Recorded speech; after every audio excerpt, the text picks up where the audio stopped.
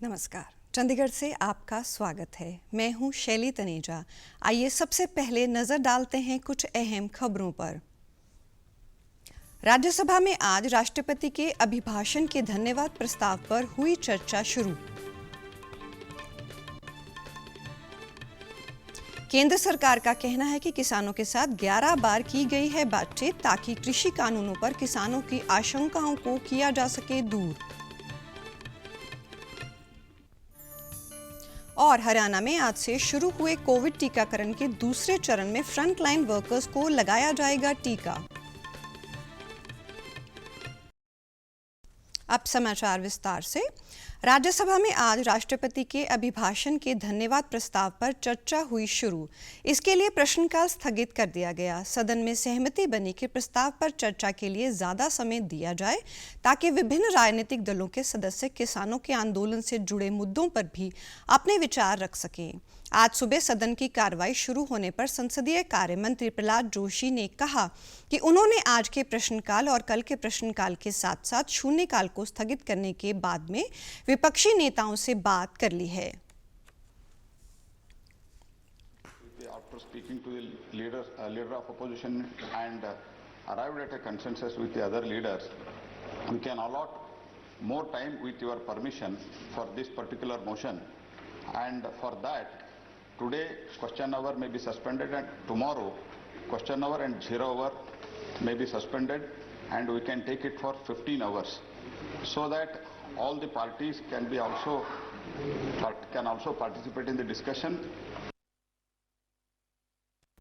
उन्होंने बताया कि सदन में विपक्ष के नेता गुलाम नबी आजाद ने भी इस मामले में अपनी सहमति दे दी है। चर्चा की शुरुआत करते हुए भाजपा सदस्य भुवनेश्वर कलिता ने केंद्र सरकार द्वारा किसानों के कल्याण के लिए उठाए गए विभिन्न कदमों का जिक्र किया। उन्होंने कहा कि सरकार के सभी मुद्दों पर चर्चा करने को तैयार है।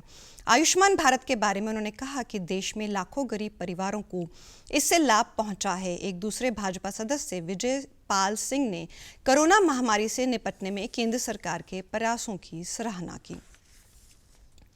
केंद्र सरकार ने इस बात से इनकार किया है कि राष्ट्रीय अभिकरण एजेंसी ANI और परिवर्तन निदेशालय ने किसानों के आंदोलन को मानवीय आधार पर समर्थन देने वाले एजेंसियों, समूहों और व्यक्तियों को किसी भी प्रकार का समन जारी किया है।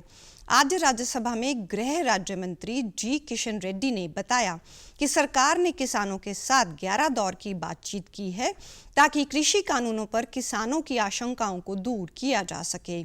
एक प्रश्न के उत्तर में श्री रेड्डी ने कहा कि पिछले महीने की 26 तारीख को ट्रैक्टर रैली के दौरान किसानों ने आक्रामकता दिखाते हुए लूटपाट की घटना को अंजाम दिया। इसके अलावा उन्होंने सरकारी संपत्तियों को भी नुकसान पहुंचाया, साथ ही सरकारी कर्मचारियों को अपनी ड्यूटी निभाने में बाधा डाली। गृह राज्य मंत्री ने बताया कि इन घटनाओं में कई पुलिसकर्मी भी घायल हुए। उन्होंने कहा कि किसानों की इन हरकतों ने दिल्ली पुलिस को आंसू गैस और पानी के फव्वारे छोड़ने तथा हल्का लाठीचार्ज करने पर भी मजबूर कर दिया। कृषि मंत्री नरेंद्र सिंह तोमर ने कहा कि सरकार संसद के भीतर और बाहर किसानों के मुद्दों पर चर्चा के लिए हमेशा तैयार है। लोकसभा में 3 कृषि कानूनों के खिलाफ विपक्ष के हंगामे के बीच श्री तोमर ने कहा कि प्रश्नकाल में सूचीबद्ध कृषि मुद्दों पर कई सवाल थे और अगर सदन को काम करने दिया जाता तो ये मुद्दे उठाए जा सकते थे। उन्होंने कहा कि सरकार किसानों से संबंधित सभी मुद्दों पर चर्चा करने के लिए प्रतिबद्ध है। केंद्र सरकार ने कहा कि उन किसानों के परिवारों को किसी प्रकार का मुआवजा देने का प्रस्ताव नहीं है जिनकी 3 कृषि कानूनों के खिलाफ चल रहे आंदोलन के दौरान मौत हुई है। नरेंद्र सिंह तोमर ने आज लोकसभा में एक प्रश्न के लिखित उत्तर में ये जानकारी दी। कृषि कानूनों को रद्द करने की सरकार की किसी योजना के बारे में पूछे गए सवाल के उत्तर में कृषि मंत्री ने कहा कि इन नए कानूनों के अमल पर उच्चतम न्यायालय ने रोक लगा रखी है। इस मुद्दे का हल करने के लिए सरकार और किसानों के बीच 11 दौर की बातचीत हो चुकी है। भारत कोविड-19 महामारी से संघर्ष में लगातार पड़ाव पार करता जा रहा है। एक नई उपलब्धि में भारत ने विश्व में पहला देश बनने का गौरव प्राप्त किया है, जहां तेजी से 40 लाख लोगों को कोविड के टीके लगाए जा चुके हैं। देश ने ये उपलब्धि 18 दिन में हासिल कर ली। कोविड-19 से संघर्ष में भारत को प्रतिदिन सभी मोर्चों पर सफलता मिल रही है। पिछले 24 घंटों के दौरान 14 राज्यों और केंद्र शासित प्रदेशों में संक्रमण से मौत का एक भी मामला सामने नहीं आया है। कोविड से स्वस्थ होने की संख्या प्रतिदिन बढ़ रही है और मृत्यु दर में लगातार कमी आ रही है। देश में कोविड-19 की बीमारी से ठीक होने वालों की दर बढ़कर 97.08% हो गई है। अब तक देश भर में 41,38,000 से अधिक लोगों को कोविड वैक्सीन का टीका लग चुका है। 8 राज्यों और केंद्र शासित प्रदेशों में संक्रमण की साप्ताहिक दर राष्ट्रीय औसत से काफी अधिक है। चंडीगढ़ में संक्रमण की साप्ताहिक दर सबसे कम 7% है। हरियाणा के राज्यपाल सत्यदेव नारायण आर्य ने कहा कि देश को सुदृढ़ व सुरक्षित बनाने के लिए हर युवा को राष्ट्रीय कैडेट कोर के कैडेट के रूप में तथा राष्ट्रीय सेवा योजना के स्वयंसेवक के रूप में प्रशिक्षण लेकर देश व समाज की सेवा के लिए आगे आना चाहिए। राज्यपाल ने हरियाणा राजभवन 2021 गणतंत्र दिवस परेड में भाग लेने वाले राज्य के राष्ट्रीय कैडेट कोर के कैडेट्स के राष्ट्रीय सेवा योजना के स्वयंसेवक के सम्मान समारोह में मुख्य अतिथि के रूप में ये बात कही।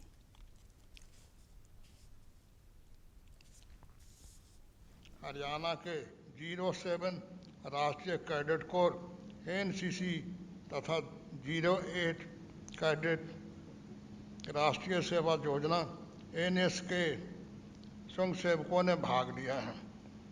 NCC का उद्देश्य एकता एवं अनुशासन बनाए रखना है। इसी प्रकार राष्ट्रीय सेवा योजना का उद्देश्य नॉट मी बट यू अर्थात मैं नहीं बल्कि आप हैं। उन्होंने कहा कि एनसीसी का उद्देश्य नौजवानों को अनुशासन से जोड़ना है तथा राष्ट्रीय सेवा योजना का उद्देश्य मैं नहीं बल्कि आप है। राज्यपाल ने कहा कि पूरे देश में लगभग 15 लाख राष्ट्रीय कैडेट कोर के कैडेट्स हैं और 40 लाख राष्ट्रीय सेवा योजना के सेवक हैं और भविष्य में यही अनुशासित युवा देश के कर्णधार बनेंगे। इस मौके पर सम्मान स्वरूप 21,000 रुपए की नगद राशि और प्रशस्ति पत्र व स्मृति चिन्ह प्रदान किया गया। इसके अलावा राज्यपाल ने सभी विजेता प्रतिभागियों के लिए 5100 रुपए अतिरिक्त रूप से इनाम देने की घोषणा भी की। बनाए और उन्हें प्रोत्साहित करने का भरसक प्रयत्न करते रहे। मैं गणतंत्र दिवस परेड प्रधानमंत्री रैली में इस बार भाग लेने वाले सभी NCC कैडेट को और राष्ट्रीय सेवा योजना के स्वयंसेवकों को एक बार फिर से शुभकामनाएं व बधाई देता हूं।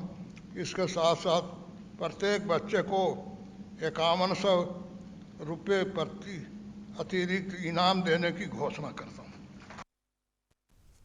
शिक्षा मंत्री के रूप में वे गणतंत्र परेड में भाग लेने इन दोनों संस्थाओं के युवाओं को सम्मानित करने के समारोह में उपस्थित थे। हरियाणा में कोविड-19 वैक्सीन रोल आउट के पहले चरण के सफल क्रियान्वयन के बाद अब दूसरे चरण की शुरुआत 3 फरवरी 2021 से होगी। दूसरे चरण में विभिन्न विभागों के फ्रंटलाइन वर्कर्स को टीका लगाया जाएगा। इसके लिए ऐसे सभी वर्कर्स को 7 फरवरी 2021 तक कोविन पोर्टल पर पंजीकरण करवाना होगा।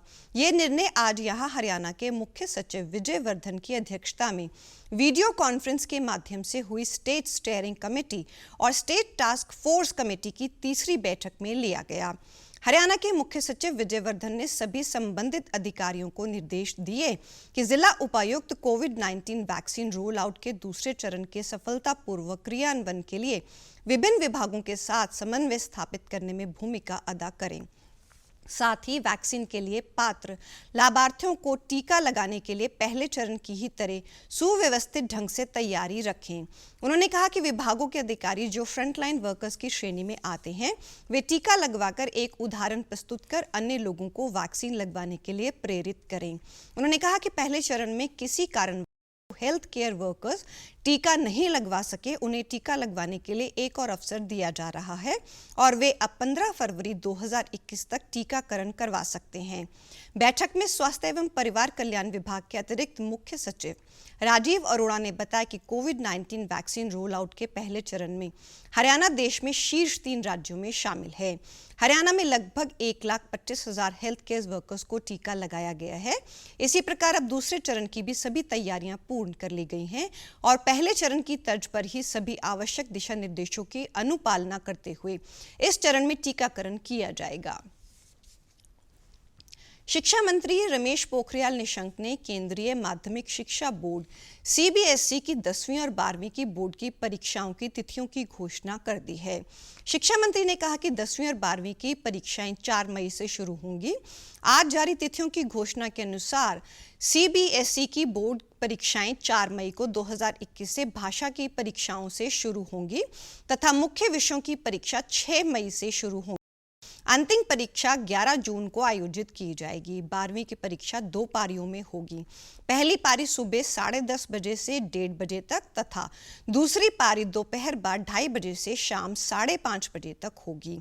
परीक्षा तिथियों की घोषणा करते हुए शिक्षा मंत्री ने कहा कि महत्वपूर्ण विषयों के बीच पर्याप्त अंतराल रखा गया है। इसमें बहुत कोशिश की गई है कि विषयों के बीच जो बहुत महत्वपूर्ण विषय हैं उनके बीच समय का थोड़ा अंतर हो ताकि विद्यार्थियों को तैयारी करने के लिए अच्छा मौका मिल सके और वे तनाव मुक्त रहें।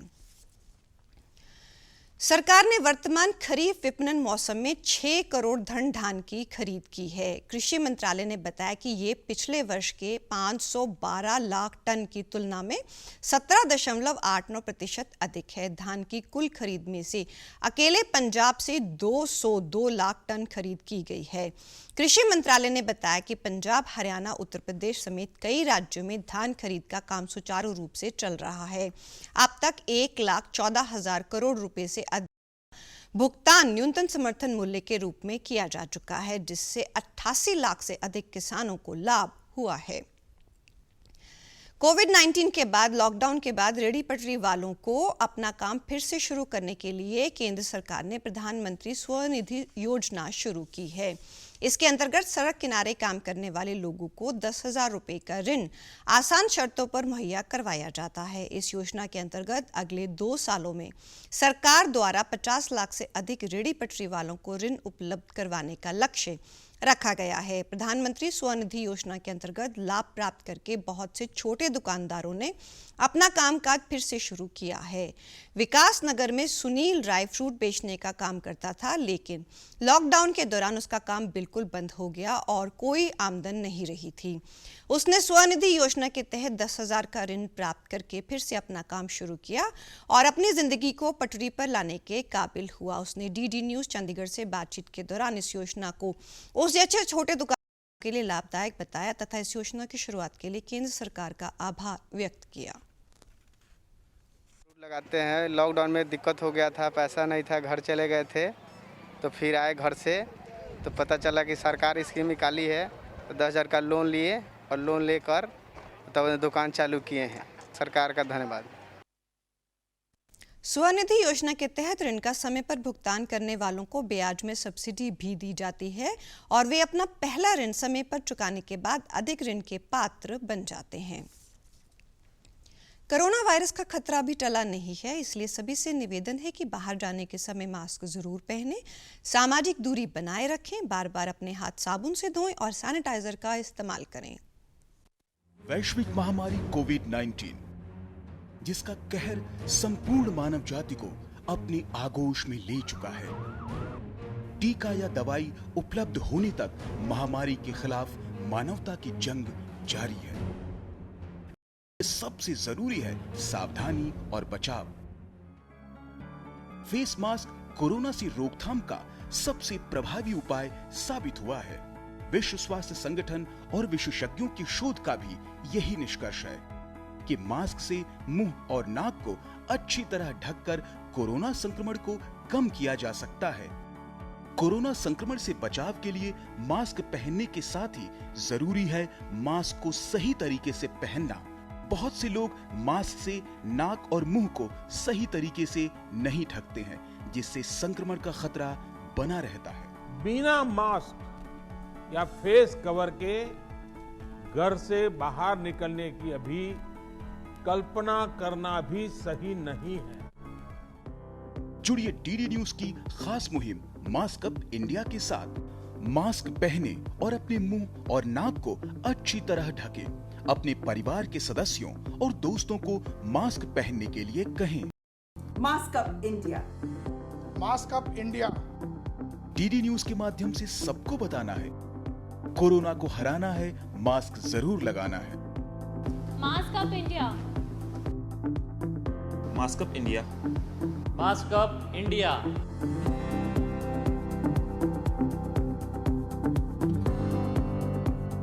और आप हमारे समाचार YouTube channel DD news Chandigarh, Facebook DD news Chandigarh और Twitter handle DD news CHD पर भी देख सकते हैं। इसी के साथ चंडीगढ़ से समाचारों का सिलसिला समाप्त होता है। नमस्कार।